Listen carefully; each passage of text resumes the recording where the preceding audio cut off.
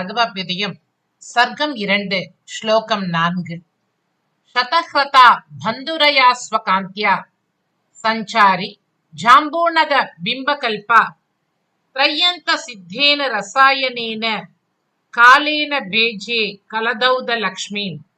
சதஹ்ரதா பந்துரயா ஸ்வகாந்த்யா சஞ்சாரி ஜாம்பூநத பிம்பகல்பா த்ரயந்த சித்தேன ரசாயனேன காலேன பேஜே கலதௌத லக்ஷ்மீம். முன் ஸ்லோகத்தில் பரத்துவத்தை காண்பிக்க வல்ல கர்ப்பலட்சணத்தை விளக்கினார்.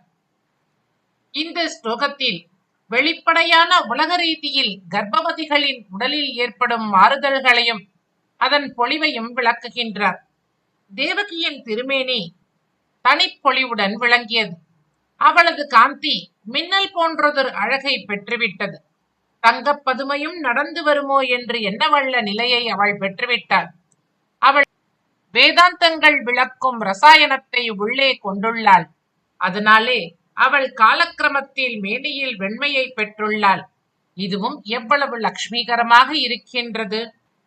சதஹ்ரதா பந்துரயா ஸ்வகாந்த்யா சதஹ்ரதா பந்துரயா ஸ்வகாந்த்யா சஞ்சாரி ஜாம்பூநத பிம்பகல்பா சஞ்சாரி ஜாம்பூநத பிம்பகல்பா த்ரயந்த சித்தேன ரசாயனேன த்ரயந்த சித்தேன ரசாயனேன காலேன பேஜே கலதௌத லக்ஷ்மீம் காலேன பேஜே கலதௌத லக்ஷ்மீம்.